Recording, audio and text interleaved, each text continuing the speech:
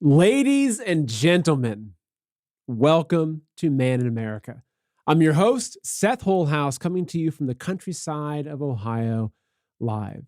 So, food factories are going up in flames all across the United States. Planes are dropping from the sky and crashing directly into them. Millions of chickens are being burned alive in the name of protecting against bird flu. With all this happening alongside a crumbling global food supply chain, the big question is, are these really just freak accidents, or is something sinister behind it all? Something that will change the way we view food forever. Let's find out on today's show. So folks, if you haven't followed me on social media yet, head on over to Telegram and Truth Social. You can find me at both places as Man in America. That's where I'm most active with the social media posting. That's highly where I recommend you follow me at. Next, this show, Man in America, is brought to you by Rise TV. Look, the big tech censors have made it really difficult for folks like me who have a mission to tell the truth. That's why we built Rise TV, because right now we are at war, and it's an information war. And Man in America, this is how I'm fighting. So over at Rise TV, we have a massive content library. You can check it out right here, actually.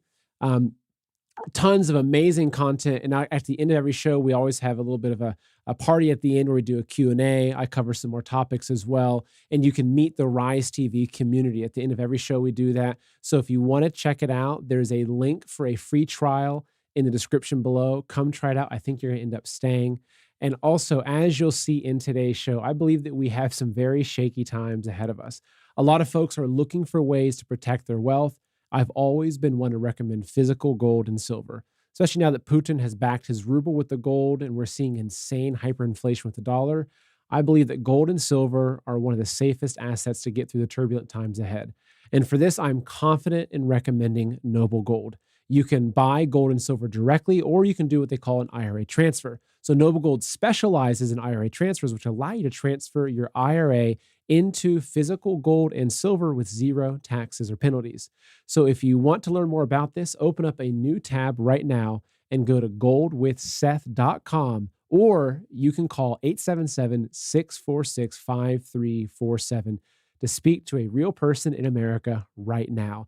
Again, it's goldwithseth.com or 877-646-5347 to speak to somebody here in America right now. Ask any question you need to. All right, so folks, I will start off with a acknowledgement of the wonderful news that there's an indication that the Supreme Court is going to be acting in a way to overturn Roe versus Wade. And we talk a lot about God blessing America, and we're hoping that God will save America.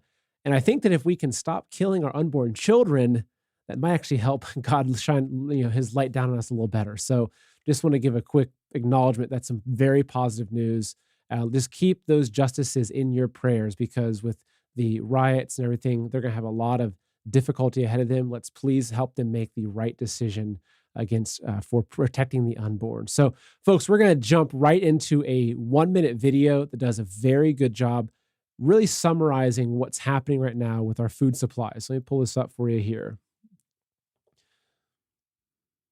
It's a truly bizarre story, and one that is getting very little coverage across the country. Food processing plants have been catching fire and have been destroyed over the past year. In fact, these fires began showing up regularly in the news after a fire closed a Tyson Foods meat processing plant in Kansas. The location was a primary beef processing location for the company and the U.S. supply chain, providing about 6% of all U.S. beef. Shortly after that fire, there was talk the meat supply in the U.S. could be affected. These are just a couple of examples. In all, there have been 16 of these cases. In February, Scherer's food processing plant in Hermiston, Oregon burned down, leaving 2 employees injured. On April 13th, Taylor Farms food processing plant in Salinas, California burned and prompted evacuations. On April 19th, the headquarters of the Azure Standard Food Processing Plant in Defer, Oregon also burned. What seems to be happening right now is, beyond coincidence, a series of accidents and fires and damages at food processing plants in a moment where we're being warned that there is going to be a shortage of food supplies. You guys do a fantastic job of showing you just what's happening right now. I'm sure you've seen these headlines, but I'm going to show you a map really quick. And so this isn't a map of my dream travel destinations. What this is, and this is from Ice Age Farmer, this is a map of, since within the last 6 months or so, of all of the incidents, all the locations where there have been, whether it's fires or any kind of disaster that is affecting food supply plants, whether it's food processing or farms. So just take a look at this map. These are all of the instances right here. Okay, so let me show you around here. So, and for those of you that are listening on the podcast, just imagine there's a map showing little markers in the United States is where all the markers are at. So if you look around the world, you might have the occasional marker floating around. There's got, one in Australia, one in Pakistan, one in Syria. But there's two things that you'll notice. There's two locations that you really have to hone in on here. One is over in the UK and Ireland area where I'm zooming in, where they've had a cluster of these incidents. Now, these are incidents that are directly affecting the food supply chain. So you've got that area, which is very suspicious. But then look at America. You've got two in Canada, one in Central America. The United States is littered with these. I think there were up to over 20 instances of factories burning down, explosions, even, as I mentioned in the intro, planes crashing into these places, a plane crashing into a food processing plant. When have you heard that? When have you heard about that a pilot randomly crashes into a food processing factory? And let alone, it's not a Walmart they're crashing into, which are massive, or it's not some, big superstore. They're crashing into food processing facilities. This, to me, is beyond coincidence. This, to me, is a pattern of information that points towards something, and we're getting to what's behind this, right? What is behind this? Now, what has also come out in the news recently is the FBI has sent out a warning. And again, they always tell us what they want to do ahead of time. So the FBI has published a warning. This is from the Cyber Division of the FBI, which says, and I'll read this, it is that they are warning against ransomware attacks on agricultural cooperatives, potentially timed to critical seasons. When have you heard about this? Okay, so the summary I'll read is listen to this. The Federal Bureau of Investigation, FBI, is informing food and agriculture sector partners that ransomware actors may be more likely to attack agricultural cooperatives during critical planting and harvest seasons, disrupting operations, causing financial loss, and negatively impacting the food supply chain.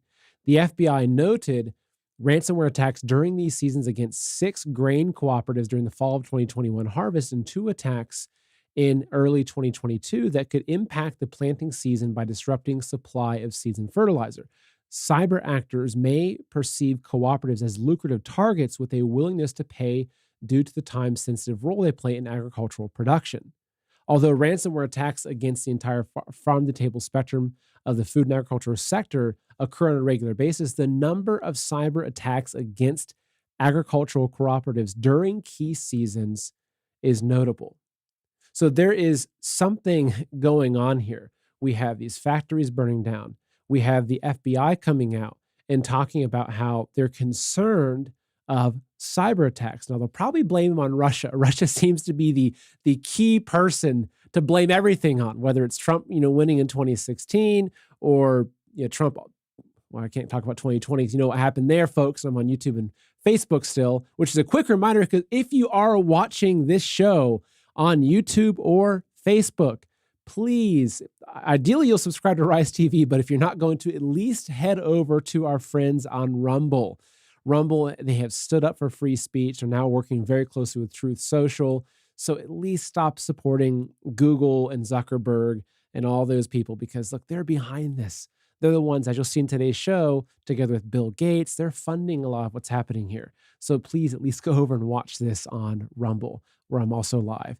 Okay, so now it's not just the farms, and I'm only going to touch briefly on the bigger picture of what's happening with the war in Ukraine and how that's affecting fertilizer prices around the world, how it's affecting the wheat around the world. That's a whole other story, which I've covered in depth, but that's already kicking off massive food crisis. We already have 1 in 4 people in Africa are now on the verge of extreme malnutrition, basically, being unable to get their food. Because for us, okay, if there's a dip in the food production in America, say there's a 5% dip, we deal with it. We figure out how to stretch and make it work. But in a place like Africa and some of these third world countries, if there's a 5% reduction, that could be the line between almost starvation and starvation. And so that's where we're seeing things. If you want to figure out what's potentially coming to the rest of the world, look at Africa and you see what's already happening there. That is the canary in the coal mine for what's happening with the food supply. Okay. So, but it's not just these, it's also chickens. And this is a big one. And this is the reason why a couple of weeks ago, I went out and bought a rooster and more hens, because I'm concerned about what they're going to be doing with the chickens. So let me pull this up, this article. And this is insane. What I'm going to be reading to you is absolutely insane. But insane is the new normal, isn't it, these days, right, folks? So this is a Guardian article, okay? And it is U.S. egg factory roasts alive 5.3 million chickens in avian flu call, then fires almost every worker. So this is almost something you'd expect to read in Babylon Bee, but this is actually real. So laborers worked for a month disposing of birds killed in a gruesomely inhumane manner. Then they found they too were disposable. So laborers at one of the world's largest egg factories arrived at the plant in Rembrandt, Iowa, early one morning in March to discover they were about to work themselves out of a job. As they gathered at the huge barns housing stacks of caged hens, the workers were told to forget about their usual routine of collecting eggs and feeding the birds. Overnight, the factory had begun slaughtering more than 5 million chickens using a gruesome killing method after detecting a single case of avian influenza. This factory, who just so happens to be owned by a billionaire that also owns a sports team, they slaughtered overnight 5 million chickens, one of the largest egg production facilities in the world, overnight because of one bird having avian flu. And we also know that they're PCR testing these birds. So who knows that the bird actually had avian flu? Because we know how reliable the PCR tests are. So let's go talk about what happened. So even supervisors were assigned to the arduous task of dragging dead hens out of packed cages as Rembrandt Enterprises raced to contain the spread of the virus amid the largest bird flu outbreak in the U.S. in 7 years. The calling has been repeated at chicken and turkey farms across Iowa and 28 other states from Maine to Utah. More than 22 million birds have been killed in an attempt to contain the outbreak, the majority in Iowa, the U.S.'s biggest producer of eggs. The slaughter of 5.3 million hens in Rembrandt is the largest calling at any factory in the country. So this is going to talk a little bit about the details of what happened. It's a little bit gruesome, but I think it's important to understand what's happening, because this is going to affect our food prices. And it's not just the food prices of eggs, right? Baked goods, anything where you have to have eggs as an ingredient, let alone the bird meat. This is going to affect prices of everything, not to mention actual shortages, right? We know that in Germany, the farmers associations are already telling the German public that they're within months of running out of an egg supply. So this is a very real thing. And it's not even talking about the lack of grains to feed the chickens, which are now skyrocketing in prices. And there's a grain shortage. And it's not even talking about even further the weird weather in America, right? I'm seeing a lot more chemtrails these days, where the prime planting season has been pushed back because of strange cold weather in America. It's almost like all these things are working together. It's almost like that, but that's a conspiracy. I'm not going to go down that route. So workers spent nearly a month pulling the dead poultry from the cages and dumping them in carts before they were piled high in nearby fields and buried in huge pits. So let me go into detail here. So in the weeks that followed, animal rights protesters targeted Rembrandt's billionaire owner, Glenn Taylor, over the call, including disrupting games played by the professional basketball team he owns, the Minnesota Timberwolves. So imagine that. And again, folks, we're going to see a pattern here. You're going to see something happen, but when you trace it back up, you're going to trace the origin of where these things happen to a billionaire or a globalist, or maybe even big financial institutions like BlackRock and Vanguard, or some people like Bill Gates, who happens to be included in today's show quite a bit, as we'll get into later. So as the article continues, this is where it gets crazy. So the birds at Rembrandt were called using a system known as Ventilation Shutdown Plus, VSD Plus. Now listen to this, folks, in which Air is closed off to the barns and heat pumped in until the temperature rises above 104 degrees. They literally just shut the barns, close all the doors, close all the windows, and just pump hot air into the barns. That's how they kill these chickens. So, quote, they cooked those birds alive, said one of the workers involved in the calling. As it continues, the article continues down here. There's some pictures of it. They say that basically what happened, so on March 17th, the Rembrandt notified its supervisors that the avian flu had been detected on the site. They sent out an email at 10:30 p.m. letting us know they had a confirmed case, said a former worker who was on non-disclosure and couldn't talk about it anymore. So when the worker arrived the next day, he discovered the company had already begun slaughtering millions of chickens.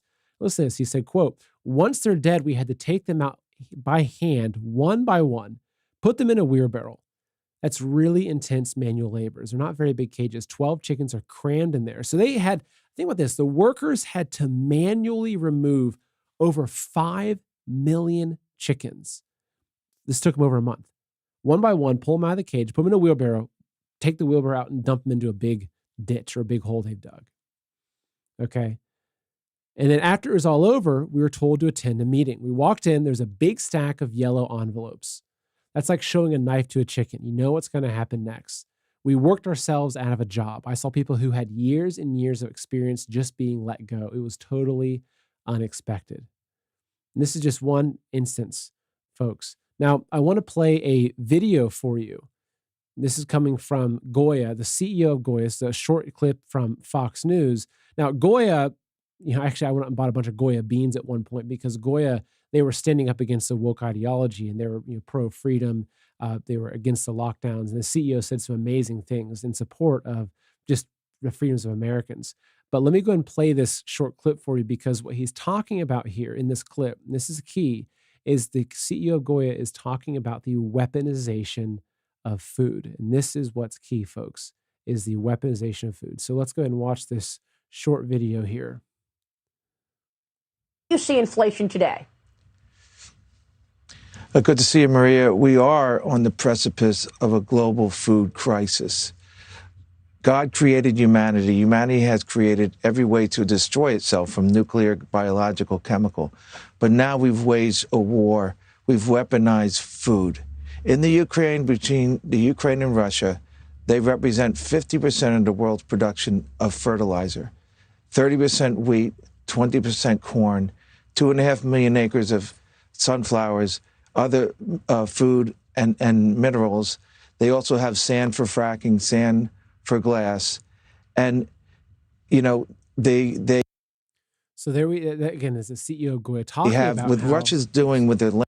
They have weaponized the food system.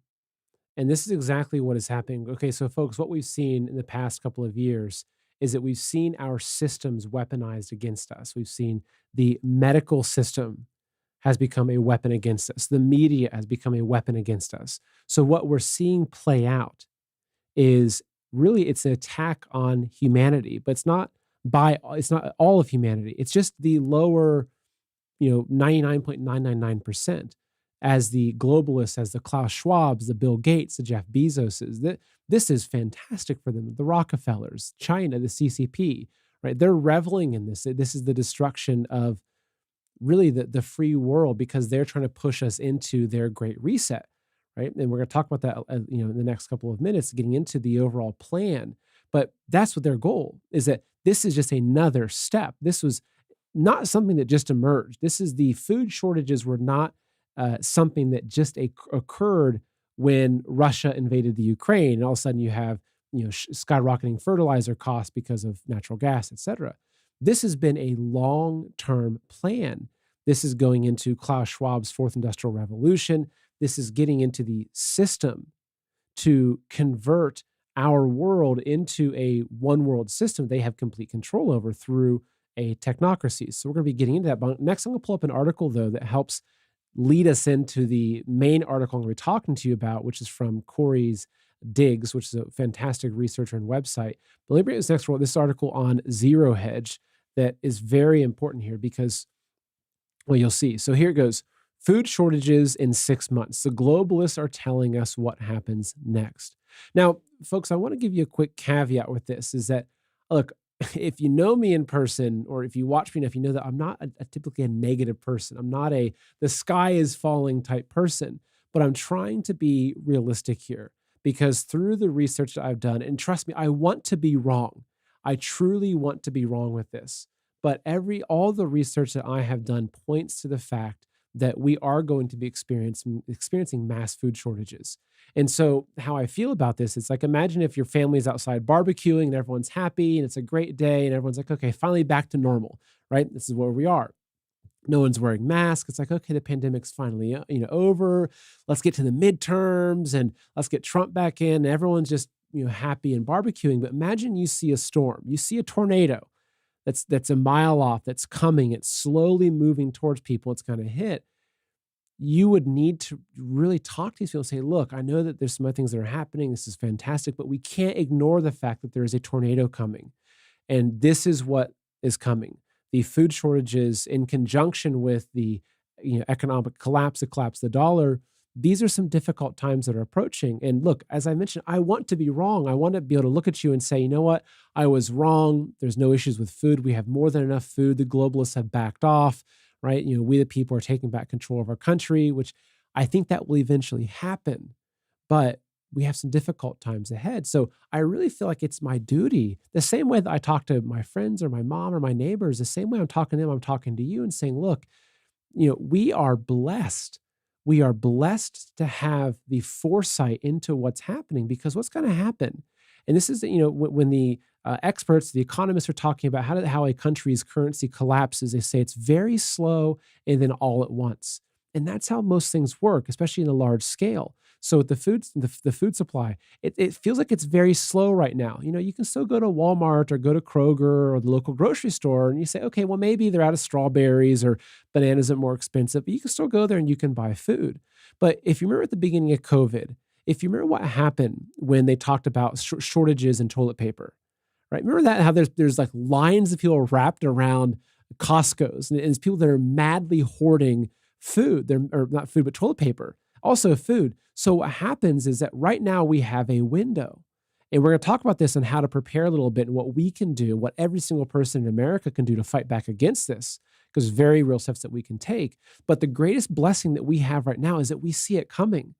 Right now, I can walk into Costco and I can buy a 20-pound bag of rice for $10, right? That 20-pound bag of rice might feed my family for many, many weeks.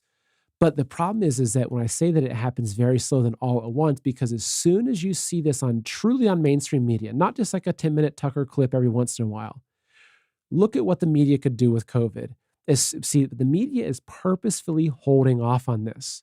They're purposefully waiting until the right time because they want to release it all at once because the mainstream media, right, which has been weaponized against us, they want to use this strategically to drive people into a panic. Right? Because they don't want us all to prepare because they're just tools of the globalists or tools of the Chinese Communist Party. So they want us to be in the most vulnerable state. And this is why it happens all at once, because it's like overnight there's someone flicks a switch and say, okay, folks, it's ready. Time for food shortages. And overnight, you're going to see the next day, people are going to be wrapped in lines around Costco. You're going to go to your local grocery store and it's like, oh my goodness, there's no more canned beans anymore. There's no more canned corn. There's no more this. And over the course of a few weeks, we're going to see a run on food supplies that could be very, very, very drastic. So that's why I say it's a blessing to know this ahead of time, because while things are getting a little more expensive, you can still go buy this food. And look, as much as I want to say support local farmers, which we're going to get into that, having a membership to one of these big box stores from the perspective of being able to go in and buy bulk food for relatively affordable price, it could be worth it. So just want to give that quick preface is that, look, I'm not trying to be a sky is falling type guy, but I feel like it's my duty to say, hey, folks, this is what I believe is coming. And look, the worst case scenario, right, is that you go buy a bunch of bulk food, which is cheaper than buying regular food at a grocery store when you're buying, that week's food. The worst thing is you go buy a bunch of bulk food and you realize that, hey, you know what? There's no food shortage, but now we've got a supply of food. and we kind of front loaded our purchasing of groceries, and now we're okay for a while. Like that's the worst case scenario. So it's not a it's kind of a win-win, right? That's the thing is like prepping and being responsible really is a win-win. Or you rush out and you plant a garden and everything, and then you realize we get to fall and you're like, wow, there's no food shortages, but I've got this beautiful garden of tomatoes and peppers and corn, and it's lovely. And then you become a lifelong gardener because of that. So, but let's go and get back to our storyline. So back to this article, I was going to show you on Zero Hedge how food shortages in 6 months, the globalists are telling us what happens next. So I'm not going to get into the beginning of this article because he goes into more detail, but basically what the author is talking about here at the beginning is how there's a few institutions that warned people in 2007 about the coming housing collapse. They saw the indicators, they warned people about it, but the media ignored it, right? And it was intentional because the media play a role in this. And so this is what we're seeing happen here. So, okay, as the article continues. All right, so, but also he's talking about, it's actually the alternative media. And back in 2007, it was the alternative media that saw the collapse coming. Right. And that's what I am. I'm an alternative media. I'm an alternative to Fox News. Right. I wouldn't call Arizona for Biden. Trust me. Okay. I'm an alternative to CNN. Right. So that's what he's talking about. The role the alternative media comes in warning people ahead of time. Okay. So as he says in the article, in the alternative media, we watch the statements and open admissions of the globalists very carefully because they are not in the business of threat analysis. Rather, they are in the business of threat synthesis. And folks, this is a very, very important point here. And if any of you watch Alex Jones, and there's a lot of memes around Alex Jones was right. And I've seen on multiple occasions where people ask Alex Jones, or he talks about, how did you know that this was going to happen? Because he called a lot of these things out well in advance. He goes, I read their papers. I follow what they're saying. And this is so true. They broadcast what they're doing. But most people, you might say, hey, did you hear what Klaus Schwab said, a few years ago about the fourth industrial revolution and digital IDs? And most people are like, yeah, you're just a conspiracy theorist. It's like, okay. The thing is, they tell us what they're doing. Okay. So as we continue, so as he says here, that they're telling us not because they're in the business of threat analysis, rather they are in the business of threat synthesis. That is to say, if something goes wrong in the world economically, central bankers and money elites with aspirations of a single centralized economic authority for the world are always found to have had a hand in that disaster. So old Puppet Joe in the White House, he has had a hand in this disaster we're seeing right now. Trust me, and we'll get into that. So for some reason, they like to tell us what they're about to do before they do it. The idea that globalists artificially create economic collapse events will, of course, be criticized as a conspiracy theory, but it's a fact. The Great Reset agenda proposed by the World Economic Forum head Klaus Schwab is just one example of the many discussions hidden in plain sight by the globalists concerning their plans to use economic and social decline as an opportunity to quickly establish a new one world system based on socialism and technocracy. And that's what this is, folks. It is a merger of technology, right, and socialism, right? So that's really technocracy. Technocracy is where basically you are being controlled by technology, and those who control the technology control the world. Okay, so continuing here. So let's look at specifically at the food shortage problem in detail. So this is what's key: the food shortages in 6 months. And as you'll see here, as his analysis, this is about where my analysis points me at too. I believe that in roughly 6 months, that's when we will start to see things hit more rapidly. That's where we're going to start to look at things. And as I mentioned before, that where it happens very slowly than all at once, that's it, right? So I'm also, my research is showing me it's going to be sometime in the fall, heading into the winter, heading into early next year. So as he continues here, a week ago, there was a torrent of press releases from global institutions, all mentioning the exact same concern: food shortages within the next 3 to 6 months. These statements line up very closely with my own estimates, as I have been warning regularly about impending dangers of inflation leading to food rationing and supply chain disruptions. So this paragraph in bold is key. The IMF, the BIS, World Bank, the UN, the Rockefeller Foundation, the World Economic Forum, Bank of America, even Biden himself are all predicting a major food crisis in the near term. And it is not a coincidence that the policies of the very institutions and the actions of puppet politicians that work with them are causing the crisis they are now predicting. That is to say, it's easy to predict a disaster when you created the disaster. And that's the main part about that article. Is a little bit more. I want to read you the summary towards the end of this, and then I'll be getting into the next article. So, talking about inflation versus supply versus control. It's not just globalist organizations talking about incoming food shortages. The CEO of International Food Corporation, Goya, which I played for you, has also recently warned we're on the precipice of a food crisis. As I have noted in the past, inflation leads to government price controls. Price controls lead to lack of production incentive profits. Lack of profits leads to loss of production. Loss of production leads to shortages, and shortages lead to government rationing, which is a control over all large food sources. And this is a timeline that we are on, folks. Like that timeline he laid out there, the step, this leads to that, this leads to that. This is where America is at. We are walking through this. So he says, as we have seen with almost every authoritarian regime in modern history, control over the food supply is key to controlling the population. Let me read it to you again. This is so important, folks. Control over the food supply is key to controlling the population. It is only surpassed as a strategic concern by control over energy, which we're also see shortages of as soon as Europe sanctions Russian oil and gas and starts eating up supplies from other exporters, that's what we're seeing exactly right now happen. The food issue hits closest to home because we can see the effects immediately on our wallets and our families. There's nothing worse for many parents than the prospect of their children going hungry. The mainstream media is once again ignoring any potential economic threat. Specifically, they are denying the notion of food shortages as something to be worried about. I say, why listen to a group of people that are always wrong on these types of events? If anything, I would at least take the words of the globalists very seriously when it comes to economic collapse. They benefit most from such disasters after all, and they also have most influence when it comes to triggering crisis. Now, this last paragraph here, which he bolded, and I will emphasize the importance of this. Preparedness today costs nothing tomorrow. Lack of preparedness today costs everything tomorrow. I'm going to say it one more time.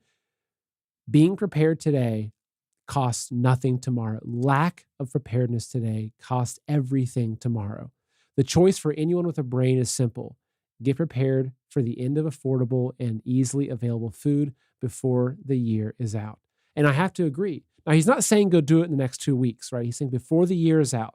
So if you can plan this way, and we're going to be getting into that. So towards the latter end of the show, I have some really easy solutions for everybody. And then once we get over onto Rise TV, we're going to be talking more in detail. And folks, just so you know, if you haven't joined Rise TV, a lot of our discussions are actually about preparing. They're about, hey, I live in an apartment. What can I do? Or where do you recommend, I get seeds, or any of these types of discussions. So if you want to join the second half of the show over on Rise TV, I highly, highly recommend it. You're going to get some valuable knowledge over there. And there's also a free trial. So in the description below is a link for a free trial to Rise TV, so you can join us after the first half of the show.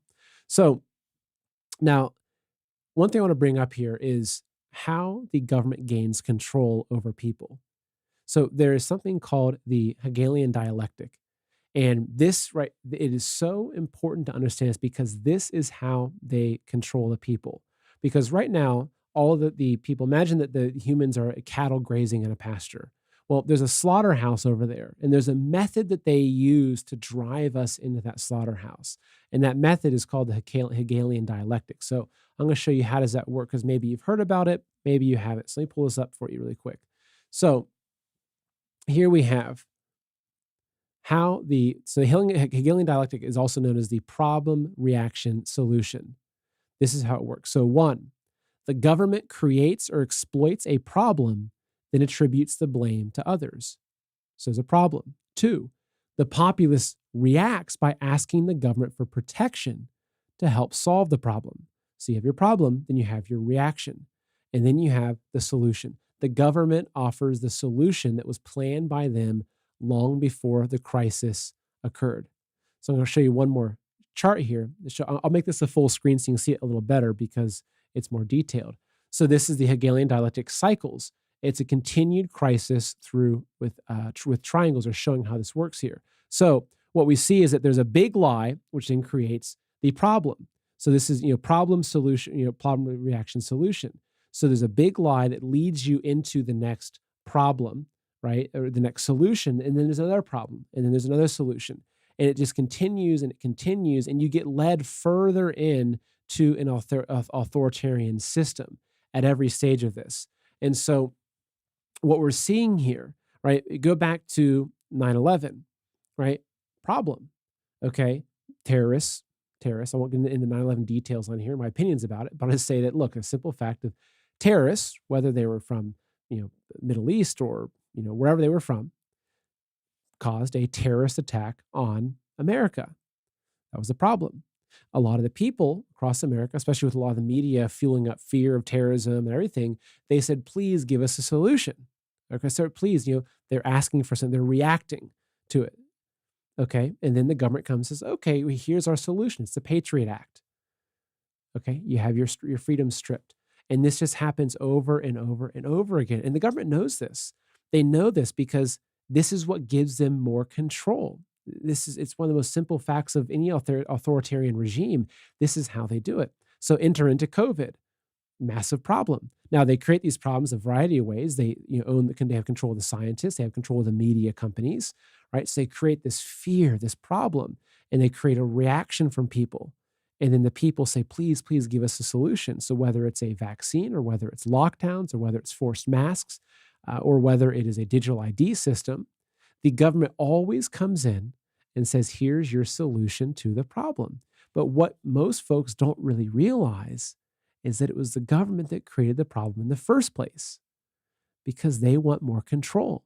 And most people won't just give their control over, right? Most people, if someone shows up at your door and says, hey, I want control of your financial system. I want control of your banking. I want to be monitoring everything. Or I want to know exactly, what you have in your bags at the airport.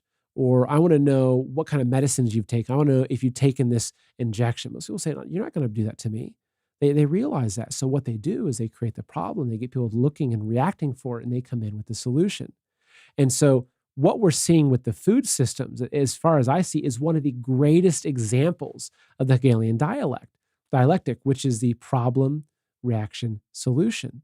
And so what I've showed you so far in this journey of understanding what's happening is the problem, right? We have, as we talked about earlier, we had the food factories burning down. We have the supply chain getting messed up massively.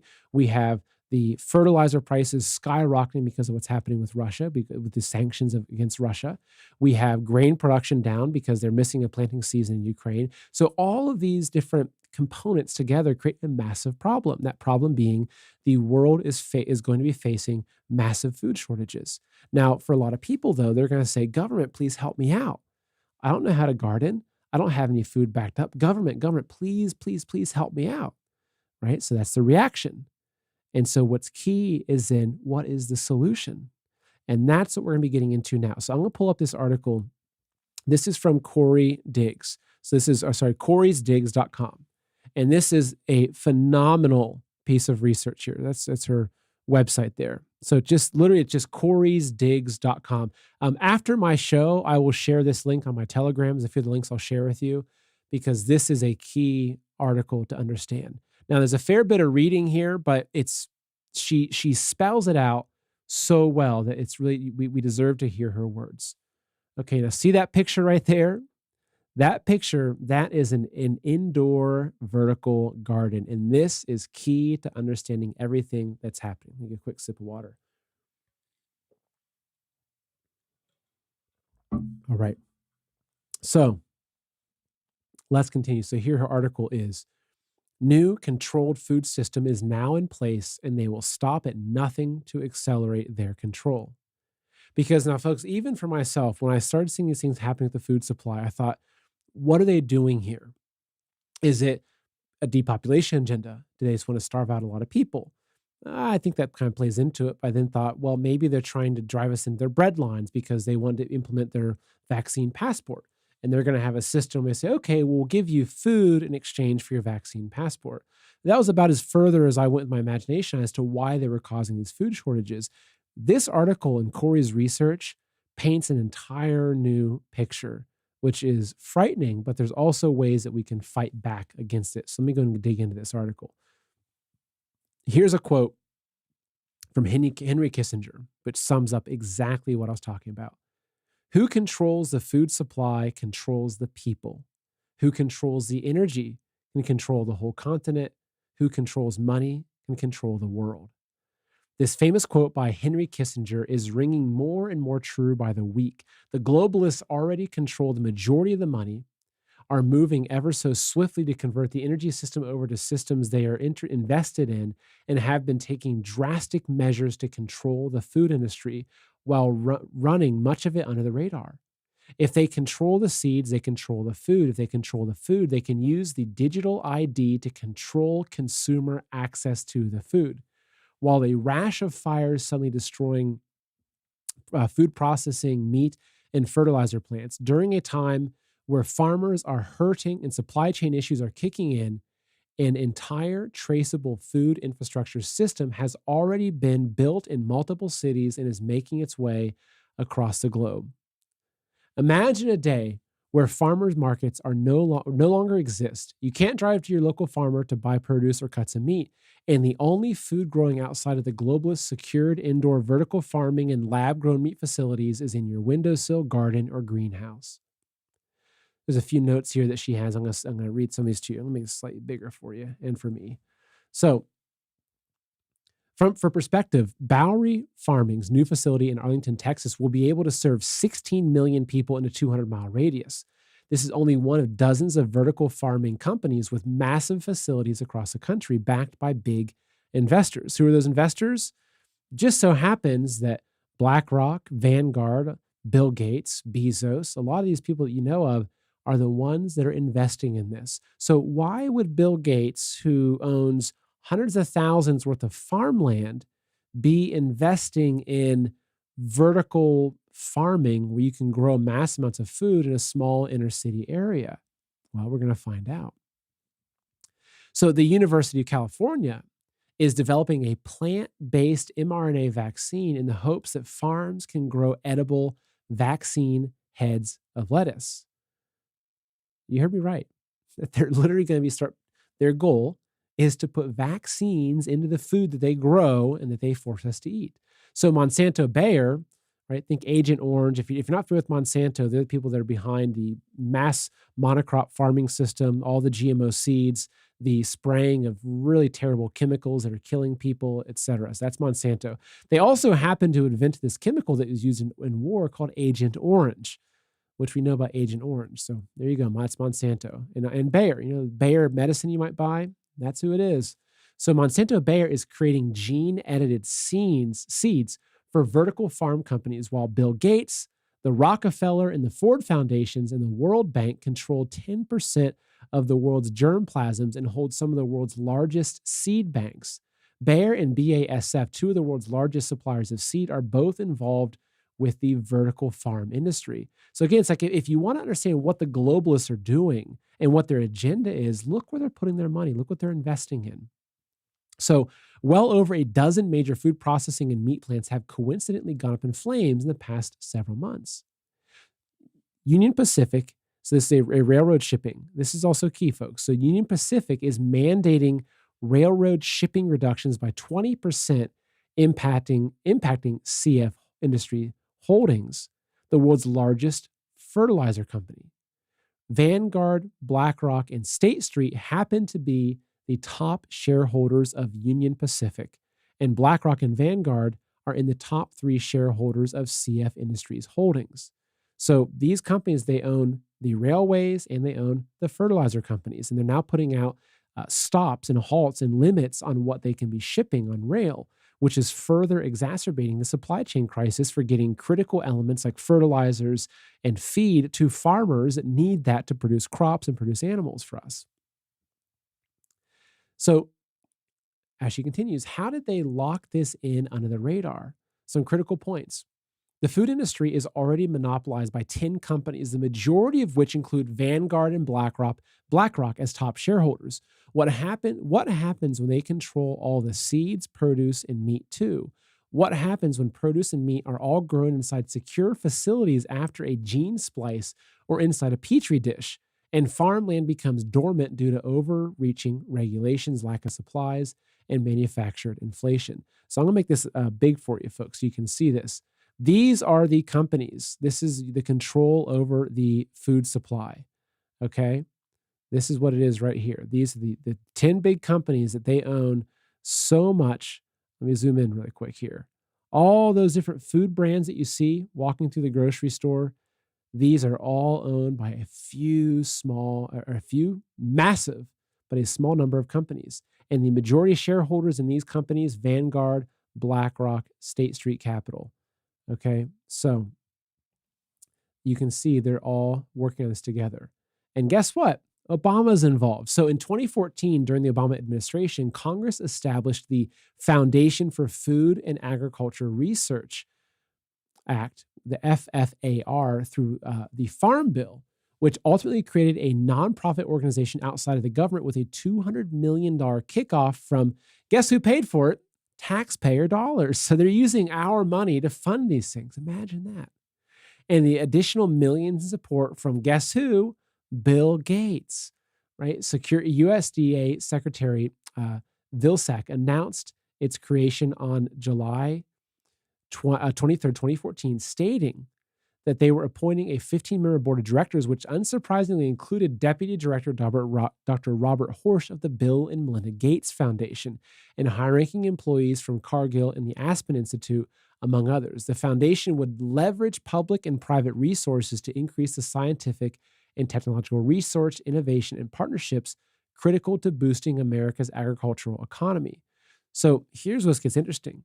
In 2019, the FFAR, this is the organization that Obama created using our taxpayer money, announced that they were launching Precision Indoor Plants Consortium, a public-private partnership consisting of indoor growers, breeders, and genetics companies. So this is just before COVID hit. They launched this new major effort to build out these indoor growing facilities, right? So I'm going to get into some of the details. So as quickly as Bill Gates was buying up farmland, money began pouring into the new future of food, urban, vertical, indoor farming, where they claim the masses will all eventually migrate to. So according to Research and Markets, the global vertical farming market was valued at $5.5 billion in 2020 and is projected to reach almost $20 billion in 2026. So Bill Gates insists that droughts and climate change is destroying our ability to farm, and that the future will consist of populations moving into metropolitan cities where indoor vertical farming is necessary to feed people. If this is the case, why has he acquired 242,000 acres of farmland over the past decade while simultaneously investing in indoor vertical farming? Who gets to sit at the table with healthy produce served up by Bill Gates while the rest of the population eats gene-edited produce from locked-down facilities delivered to their local grocery store and accessed only through a digital ID? So, folks, now her article continues. There's a wealth of information there. As I mentioned, I'll share it to you on Telegram after the show. But you can see what they are doing now. It's interesting because it is almost identical to what they've done with the currency system. And this is globalism. It's destroying the ability of these small units to function independently, whether it's small countries, even small states. Look what it's happening in America, right? It's them trying to federalize everything, right? And get rid of the individual sovereignty of the states, which is what the Constitution gave us, which is why America is such a threat to the globalists, because it's not like we're even an independent country. We're all these independent states that they can't affect. They're struggling to affect, though they've done a great job buying off our politicians. So if you look at how this works, though, this is the same thing that they've done with the financial system. When the Federal Reserve was created, the greatest competition to these big banks at the time was actually the smaller localized banks. I think there was somewhere over 20,000 individual small local banks operating in America that were eating up the market share of the big banks, many of which were based in New York, right, which is the financial hub. And so when they created the financial reserve, one of the purposes of it was to create a monopoly, a banking monopoly, a global banking cartel. That's what that was. And so as they've moved us into that, they've centralized control of it. This is exactly what they're trying to do with farming and food production. All right. And this is part of their great reset, because in their eyes, they believe that man can't be trusted on their own. We have to use our systems to control man. And so if you take a 30,000-foot view of what's happening with the food systems, now you can see the whole picture. They're using the crisis in Ukraine. And all these things were planned well in advance. Now, whether the Ukraine crisis was planned in advance, I don't know, but I do believe that the threatening, basically sitting on the border of Russia, enticing Putin to eventually take action on them, was something that they wanted to absolutely do because they knew what would kick off. And I'm sure that Biden had his orders from day one of what to sanction, when to sanction it. The EU's working together, right? Because they had to kick off this food shortage. So we look at the bigger picture of what's happening. We have the food shortage. We have the destruction of these food distribution plants in America, which I expect will only continue and probably increase. Okay. We have the companies like BlackRock, Vanguard affecting the ability for farmers to even get their fertilizer shipped to them. We have all of this happening, which is going to be collapsing these small individual farms and in the communities around them, because they want people to be basically suckling off the globalist teat with this. And so as they're collapsing this food system, they want it to be that people are then going to these vertical gardens. And I think people won't be going directly to these gardens. People will be going to the grocery store, because what they want to do is they want to drive people into the cities. This is part of their overall goal. They talk a lot about this, actually. They talk a lot about the efficiency of the inner city living and everything. So what they want with this food shortage is they want to reinvent the way the global food system is even run. Right? And look, it's similar to what Monsanto did with monocrop agriculture, whereas you used to have all these small independent family farms that were passed down through generation, and one farm might be producing a multitude of crops, and there's regenerative agriculture, and they come in there and say, look, we can help you produce more crop off of your land, but you're going to be able to, your 100-acre plot is only going to be corn, and it has to be our GMO corn, and you have to spray our chemicals on it to make sure that it works properly. So they've lured everyone into this system. This globalist system. They've gotten rid of the individual independence and sovereignty of farms and all these different businesses that are built on the food systems. And they have taken us into this system where what they want to do with this is have it so that people can't go to a local farm. So if you want to get your food, you're going to be forced to go to their food system, right? So in the city, now what's key though with this is that why would they want to move everything in these indoor gardens? Because this is what they're doing, right? And this is what the Corey Diggs gets into in the article there, is that they're moving towards this vertical growing system where they can produce all of this food. It's actually, from one perspective, it's a miracle.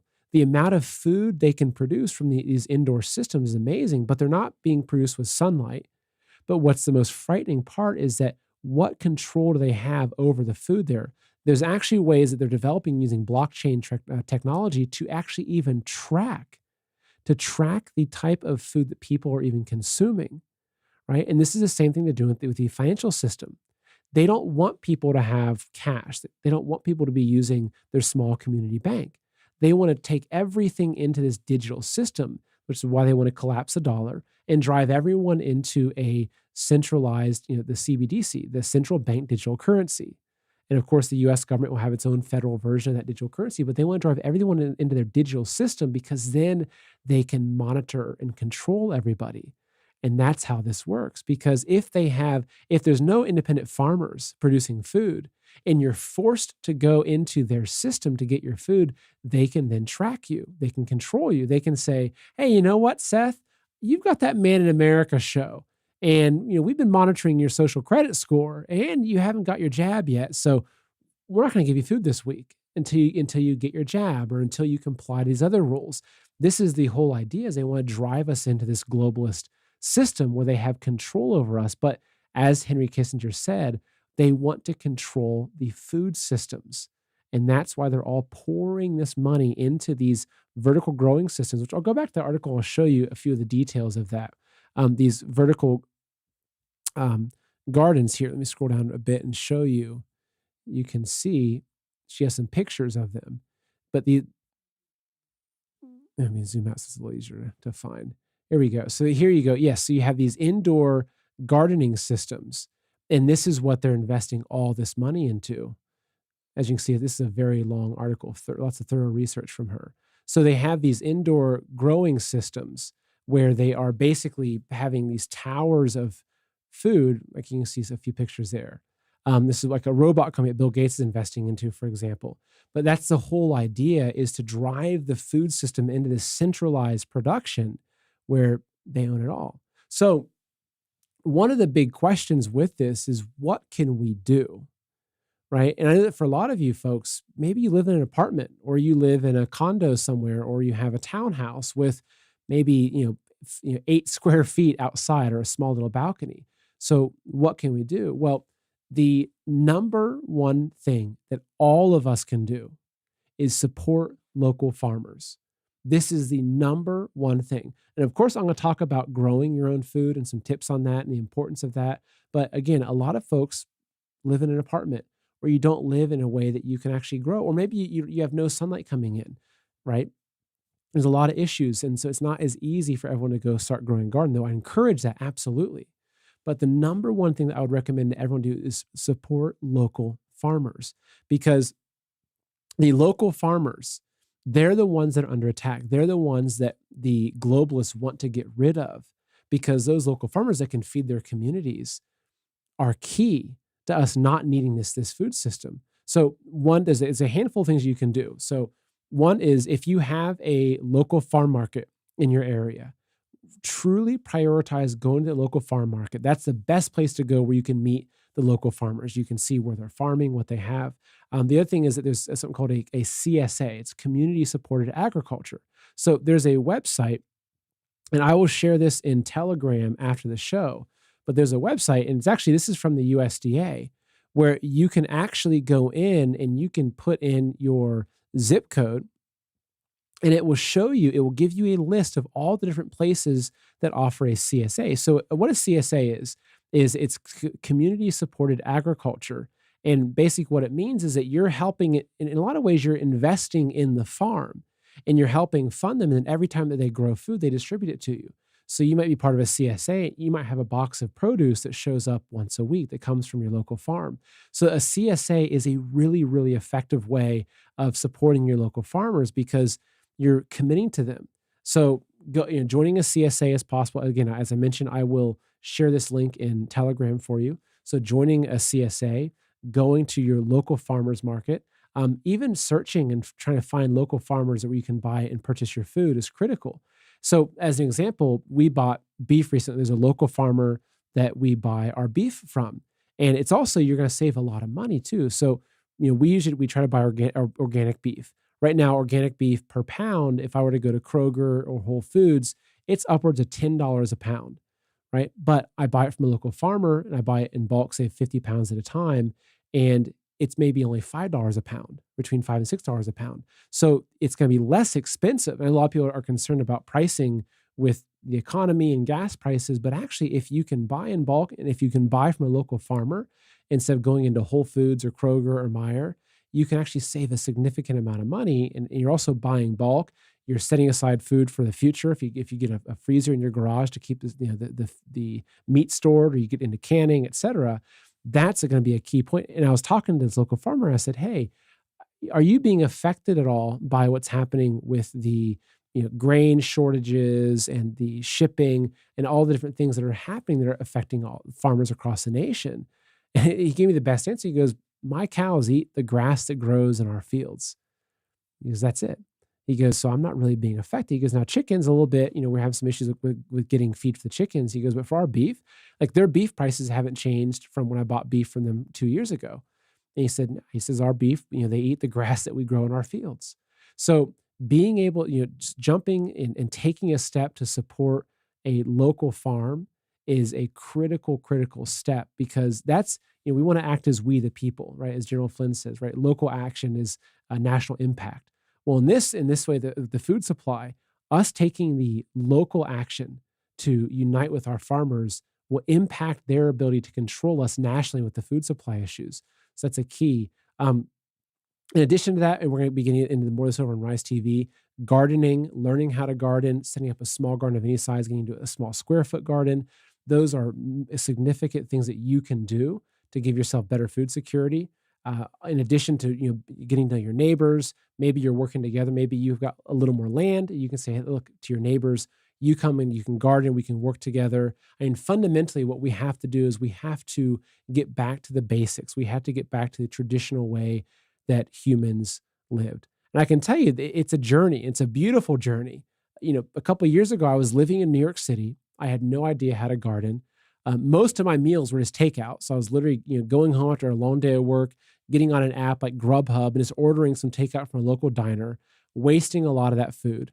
Right. And now I've completely transformed the way that I live because I've made these decisions to live in a way that's much more natural and, getting back to the traditional way, which will bring you so much joy as you get back to that. I could just trust me. It's this beautiful process. So, folks, so we're now going to be heading over to Rise TV for the latter half of the show where I'm going to talk a little more about food and food production and some tips for producing your own food. But we're also going to be doing a Q&A. So if you have any questions at all, whether it's about food production or farming or COVID or the Great Reset or Klaus Schwab or Bill Gates or anything like that, we have some incredible discussions, deep discussions about spirituality and what's happening in the world. And again, let me pull back up Rise TV to show you again. So again, Rise TV, if you want to show and give any support at all, as you can see, I do as much content as I possibly can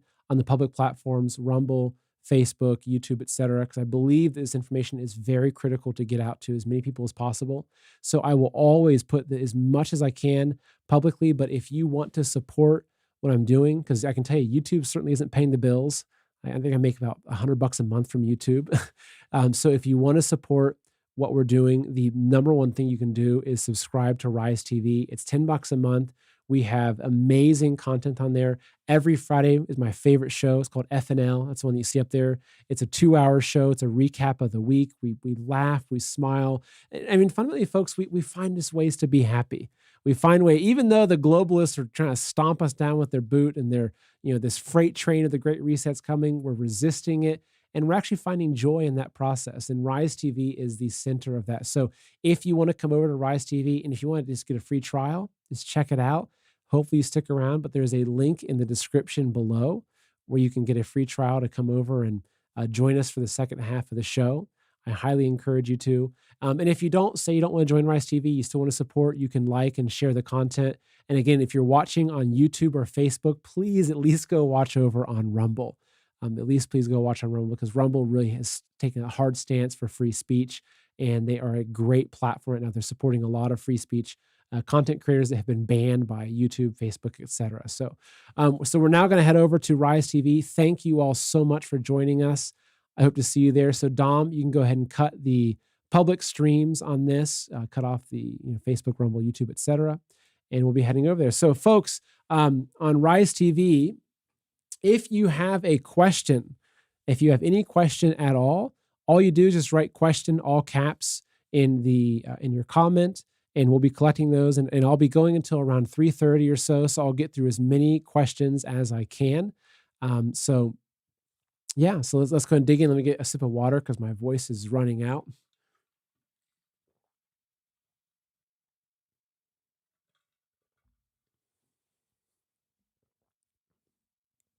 All right. So welcome, folks. It is good